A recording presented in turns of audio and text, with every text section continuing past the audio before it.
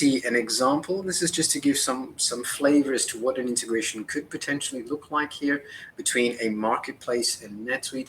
A few things which you'll notice, and I'll point out as well, is the management of how orders are done. So bringing those into, for example, an invoice in NetSuite, as well as inventory information flowing back and forth between the two systems.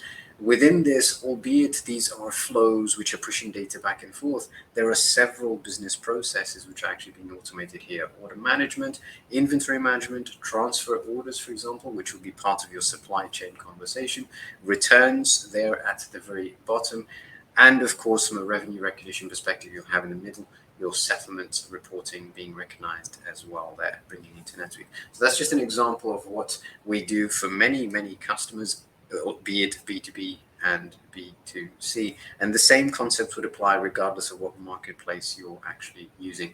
It really will depend on what the marketplace can offer you in terms of capabilities. Now, on the next slide, we'll see an example also of another integration, very common one that we see in B2B, naturally, given the context, is really the integration between NetSuite and retailers. And this applies really to every, or almost every retailer, I should say. One very traditional way of integrating there is using a file-based approach, or what's known as EDI, electronic data interchange.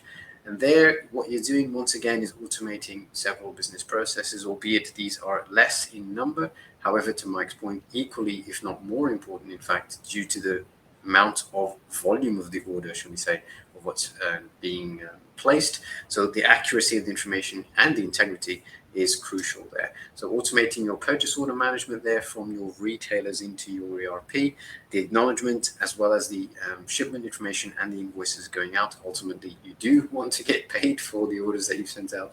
So being able to automate that is quite crucial to allow you to scale up the business, even if just to maintain where things are at the moment. Now, last but not least, if we go on to the next and final slide from this perspective, is understanding yet another integration, which once again is crucial to the overall management of how things function, and it's the logistics side of things. Now, in here, there are several different parts to this, so I'll leave you to focus on that, and another time I'll not dwell on each and every one of those. However, it's just to illustrate the art of the possible here, which is to say, again, the purchase order side of things is part of that. The goods receipt is a very important one, so being able to track inventory appropriately once it's been actually received on the other end is another crucial one.